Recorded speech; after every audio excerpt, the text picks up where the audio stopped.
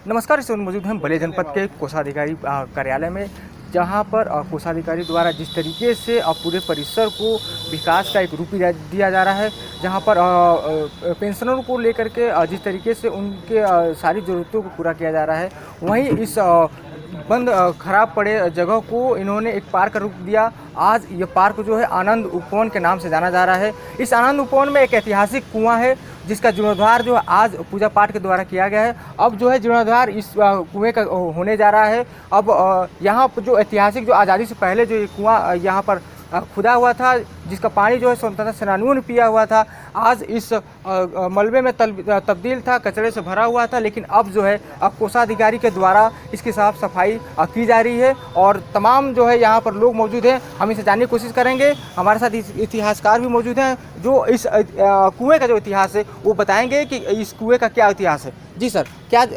कहना चाहेंगे? आज इस कुएं का जीर्णोद्धार हो रहा है और कोषाधिकारी द्वारा क्या कुछ इतिहास है इस कुएं का? देखिए, सबसे पहले तो निश्चित रूप से यह ट्रेजरी भी ऐतिहासिक है। 1917 में यह ट्रेजरी यहाँ स्थापित हुई थी और यह कुआं भी है, ऐतिहासिक ही है। जैसा भी आप बता रहे थे, हमारे यहाँ 1440 स्वतंत्रता संग्राम सेनानी पेंशन पाने वाले लोग थे, जो रात में ही पहले पेंशन 1975 में सेनानी पेंशन योजना आरंभ हुई और यहीं से नगद पैसे मिलते थे सेनानियों को। तो लोग आते थे, रात में यहाँ रहते थे। इसी कुएं के पानी से वो अपना नित्य कर्म भी करते थे, भोजन भी बनाते थे और यहाँ रुक करके और सुबह अपनी पेंशन ले करके जाते थे। इस कुएं का निर्माण हनुमानगंज कोठी के बलिया के एक रईस बाबू महादेव प्रसाद ने कराया था। वो भी फ्रीडम फाइटर रहे, उन्होंने भी स्वतंत्रता आंदोलन में सहयोग किया था। ये जो कुआं है, सबसे महत्वपूर्ण बात यह है कि आज सबसे बड़ा संकट अगर किसी चीज़ पर है तो वो जल पर है और वो जल सबसे महत्वपूर्ण है मनुष्य के लिए। भगवान ने तो सब कुछ दिया, जैसे हमारे लिए जीने के लिए श्वास चाहिए, तो श्वासों के लिए भगवान ने फ्री ऑफ काट दिया है। अभी ऑक्सीजन जिसको लगाना पड़ जाता है तो उसको ऑक्सीजन की कीमत मालूम होती है, लेकिन ये पेड़ पौधे जो हैं यही ऑक्सीजन हमें फ्री में दे रहे हैं। वैसे ही कुआं जो है वो जल देता है। दूसरी जो सबसे महत्वपूर्ण चीज़ है, हम जल के बिना नहीं जीवित रह सकते, तो वो जल के लिए हमारे पूर्वजों ने कुएं खुदवाए और वो कुओं को लोगों ने पाट दिया, उसमें कचरा डाल रहे हैं। देख रहे हैं अभी इसकी सफाई हो रही तो कचरा डाल रहे हैं। तो यह एक बहुत ही सुंदर पहल है और मुझे लगता है कि यहाँ कोषागार परिवार ने जो पहल शुरू किया है अपने वरिष्ठ कोषाधिकारी श्री आनंद दुबे के नेतृत्व में, इससे दूसरे लोग प्रेरणा लेंगे। आज भी बलिया आर्सेनिक प्रभावित जिला है और इस ज़िले में आर्सेनिक है, लेकिन कुएं में ये आर्सेनिक नहीं है। जो भी सरफेस वाटर है उसमें आर्सेनिक नहीं है। बाकी आप हैंडपंप लगा लीजिए, ट्यूबवेल लगा लीजिए, जो भी लगा लीजिए, समरसेबल लगा दीजिए, उसमें से आर्सेनिक निकलेगा, लेकिन कुएं के जल में आर्सेनिक नहीं है। मैं नहीं कह रहा हूँ, वैज्ञानिक कह रहे हैं। भूगर्भ जल दूषित हो गया है और इसी के कारण दूषित हुआ है। देखिए किस प्रकार का कचरा निकल रहा है। ऐसे कचरे हमने कुएं में डाल दिए तो भूगर्भ जल दूषित हो गया। तो यह जो पहल है यह वंदनीय है, अभिनंदन करने योग्य है और कोषागार परिवार की इस पहल से इस ज़िले के बाकी के लोग भी प्रेरणा लेंगे, ऐसा हमारा मानना है। जी, हमारे साथ यहाँ पेंशनर मौजूद है। आपसे जानना चाहेंगे कि लगभग 100 साल से अधिक हो चुके हैं इस कुएं को, अब तक किसी भी अधिकारी का ध्यान नहीं गया था, लेकिन आनंद दुबे जी द्वारा जिस तरीके से न कि ध्यान गया बल्कि आज जो है इसके कार्य को सफाई के भी कार्य शुरू किए गए, तो क्या कहना चाहेंगे इस कुएँ के बारे में? रमाशंकर पांडे, अध्यक्ष विद्युत पेंशनर परिषद शाखा बलिया। यहाँ जो कार्यक्रम हो रहा है वो अद्भुत हो रहा है और उसका श्रेय आनंद दुबे जी को जाता है। हम लोगों के लिए आनंददायक ये बना के जा रहे हैं। पहले होता था कि किसी को कुत्ता काटता था तो 7 कुआं झाँकना पड़ता था, उसमें एक ये भी कुआं आ गया है और इसमें विशेष नगर पालिका के अध्यक्ष महोदय को आज हमारे बाएँ जो खड़े हैं आइए हैं, इन लोगों का विशेष अपने घर जैसा रुचि लेके इसके लिए ये लोग धन्यवाद के पात्र हैं। और दूसरी बात, यहाँ के कोष में जो कोषाधिकारी के अंडर में जितने बाबू हैं वो भी धन्यवाद के पात्र हैं। पूरे उत्तर प्रदेश में जनवरी से बढ़ा हुआ 2% डीए का एरिया नहीं गया, लेकिन बलिया ही एक ऐसी धरती है, बलिया ही ऐसा ट्रेजरी है कि 2% डीए की बढ़ोतरी अप्रैल तक चला गया। इसकी जांच आप स्वतः कर लीजिएगा। यहाँ तक कुएं की बात है, लगन निष्ठा से हम लोग लगे हैं और ट्रेजरी के सभी लोग लगे हैं। इसके लिए धन्यवाद के पास ट्रेजरी के सभी लोग हैं, सभी पेंशनर हैं और सभी जो जन सेवक सामाजिक हैं वो भी हैं। विशेष सहयोग नगर पालिका के अध्यक्ष को जाता है। जय हिंद, जय भारत। आपसे जानना चाहेंगे कि जिस तरीके से इस जीर्णोद्धार को लेकर के आनंद दुबे जी लगे हुए हैं, अब क्या कहना चाहेंगे, किस तरीके का लाभ जो है लोगों को मिलने वाला है, नगर के लोगों को, और ऐतिहासिक इस कुएं का निर्माण जो हो रहा है तो कैसे लोग इससे जुड़ पाएंगे, कैसे लोग इसका लाभ उठा सकते? सबसे पहले तो मैं वरिष्ठ कोषाधिकारी आदरणीय आनंद दुबे जी को जितने भी धन्यवाद कहा जाए वो कम होगा। इस जनपद के लोग उन्हें याद करेंगे। आज देखिए कि कुएं जो है लगभग पाट दिए गए हैं। सरकार की भी योजना में है कि कुआं और तालाब को पुनः चालू किया जाए और उसी पहल को आगे बढ़ाते हुए आदरणीय दुबे जी ने कुएं का जीर्णोद्धार शुरू किया है। और मैं बता दूं कि यह 1917 में जहाँ तक मुझे जानकारी हुई है 1917 में इस कुएं का निर्माण हुआ था, आज़ादी से पहले का।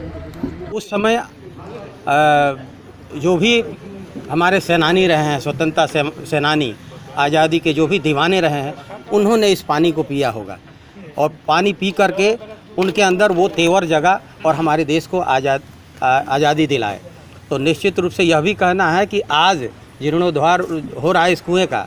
आज हमारे आज के नागरिक जब इस जल को पिएंगे तो उनके खून में भी वही खून प्रवाहित होगी और राष्ट्र सेवा की भावना खून के अंदर जगाएगी। कहा जाता है कि जल ही जीवन है।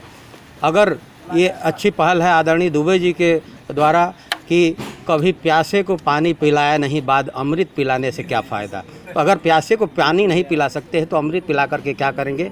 तो इस सोच के साथ आदरणीय दुबे जी आगे बढ़ रहे हैं और निश्चित रूप से उनको यह बलिया जनपद भूल नहीं पाएगा, ये मेरा विश्वास है।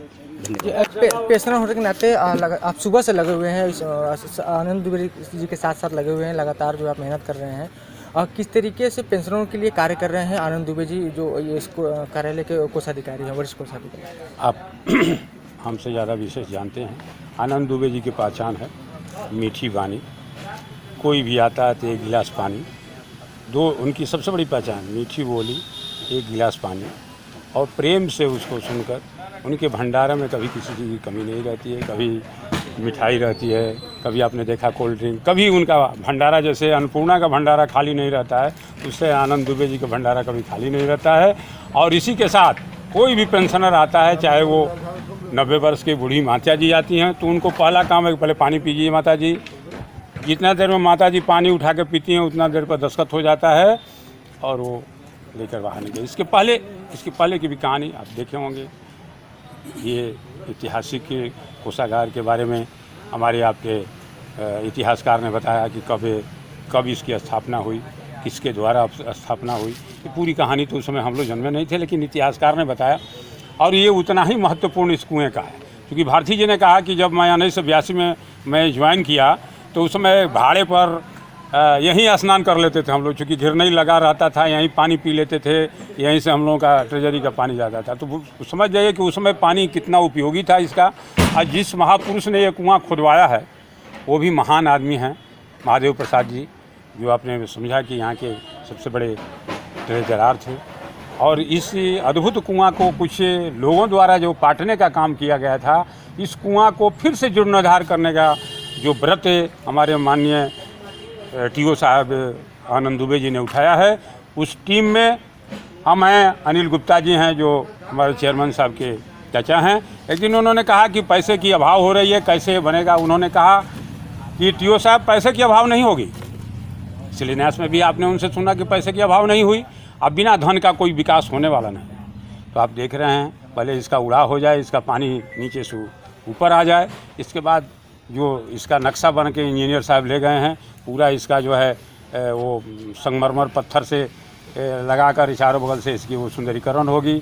फिर शंकर भगवान का एक मूर्ति लगेगा जो सर ने बनाया है, जिस तरह से ड्राइंग उसी तरह से मूर्त रूप दिया जाएगा।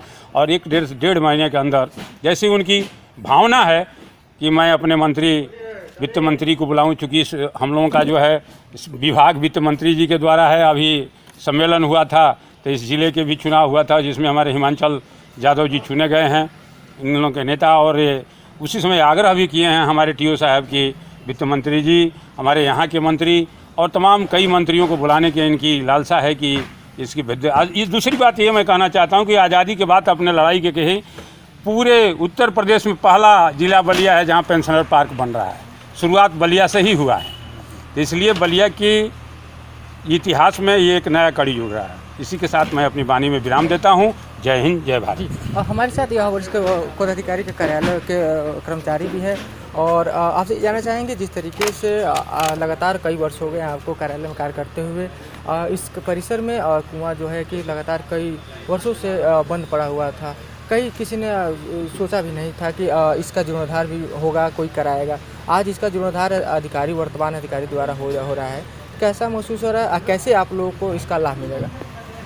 देखिए, कुआं, तालाब, नदियाँ ये परोपकार की द्योतक है और संस्कृत में एक उक्ति है, परोपकाराय सताम विभूते है।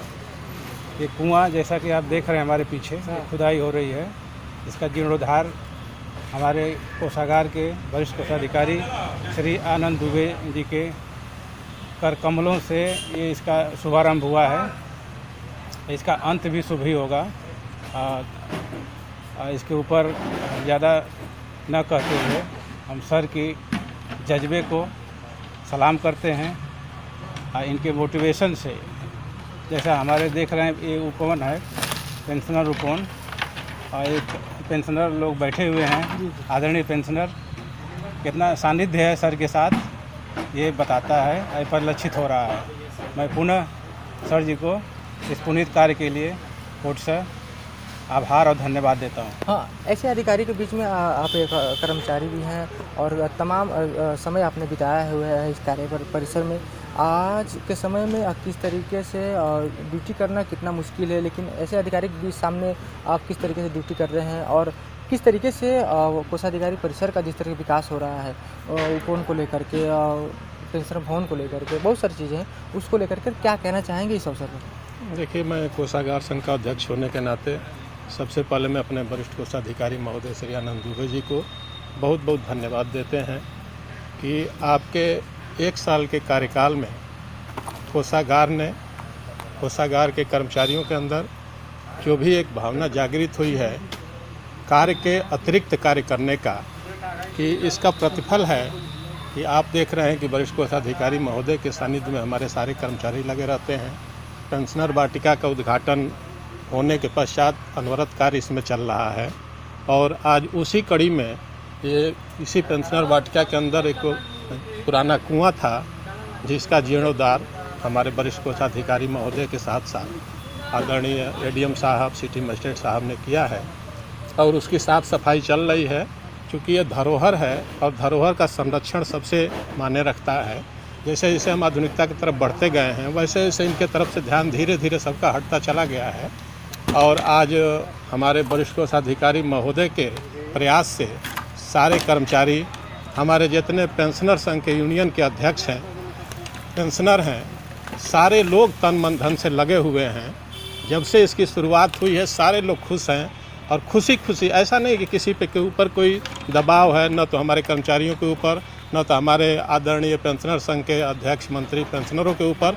सब लोग तन मन धन से अपने लगे हुए हैं कि इस पुनीत कार्य को अच्छे से पूर्ण किया जाए ताकि एक मिसाल पूरे उत्तर प्रदेश के कोषागारों में जाए और अन्य लोग भी इससे प्रेरित हो करके इस तरह का कार्य करें।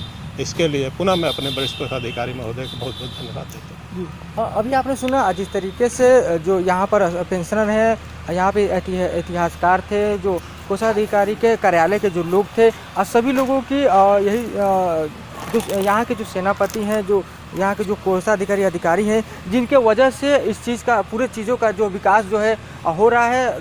कैसी सोच रही इन 1 सालों में कि अपने इच्छा शक्ति को इन्होंने इस परिसर में जगाया और तमाम जो चीज़ें यहाँ पर बंद पड़ी हुई थी, ख़राब पड़ी हुई थी, जिसके ऊपर किसी व्यक्ति का, किसी अधिकारी का ध्यान नहीं जाता, लेकिन उसको आपने एक मूर्त रूप देने का कोशिश किया और तमाम पेंशनरों के लिए सारी व्यवस्थाएं की, पेंशनर भवन में एसी लगवाया, पेंशनर भवन बनवाया, पार्क बनवाया, उपवन बनाया, अब जो है ऐतिहासिक कुएं का जीर्णोद्धार हो रहा है। जी सर, सबसे पहले आपको मैं इस चीज़ के लिए बहुत बहुत बधाई देना चाहूँगा कि आपके इस सोच से आज इस पेंशनर के जो लोग हैं, जो पेंशनर हैं, उनको इस तरीके का जो लाभ है, जो इतिहास जो है फिर से दोहरा रहा है, फिर उनसे ये सारी चीज़ें जो मिलने वाली हैं उनको आपके द्वारा मिलने वाला। क्या कहना चाहेंगे इसके लिए?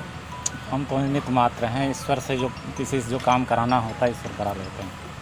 जैसे हमने 11 मार्च 2024 में यहाँ ज्वाइन किया था, तो सबसे बड़ी चुनौती थी लोकसभा चुनाव की। जितनी भी FST, SST, BST टीमें काम करती हैं, अकाउंटिंग बाहर से ऑब्जर्वर आते हैं, तो लोकसभा चुनाव सकुशल संपन्न कराना बहुत बड़ी चुनौती थी। तो हमारे अंडर में अधिकारी और कर्मचारी लोग लगे थे, सबने बखूबी जो है अपनी जिम्मेदारियों का निर्वहन किया। जुलाई में जब हम लोग फुर्सत हुए हैं, उसके बाद सबसे पहले जो है उस खुशी में कि सकुशल लोकसभा चुनाव हम लोग संपादित करा लिए, तब पहला वृक्ष यहाँ पे लगा था। उसके बाद DFO साहब आए, अपनी टीम के साथ वृक्ष लगाए। हमारे AD साहब आए श्री जगनारायण झा से, और हमारे सारे आदरणीय पेंशनर जुड़ते गए। तमाम पेंशनर हमारे विधायक भी रह चुके हैं, वो लोग भी आए, और लगभग सारे अधिकारियों का इसमें योगदान रहा।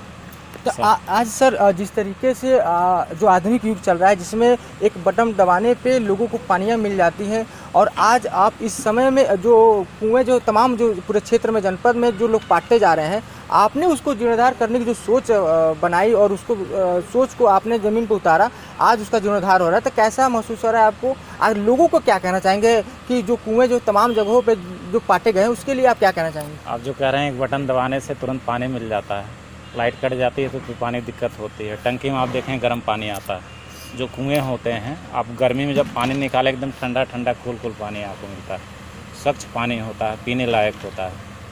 और ठंडी के समय आप निकलेंगे तो आपको गर्म पानी मिलेगा, वहाँ पे गीजर और उसकी ज़रूरत नहीं पड़ती है। ये नेचुरल होता है, मतलब प्रकृति अपने अनुसार जो है हमको जैसा चीज़ चाहिए वैसा प्रोवाइड करती है। और कुएँ से जल स्रोत बढ़ता है, वाटर कंजर्वेशन होता है, हमारी संस्कृति में इसका महत्व है।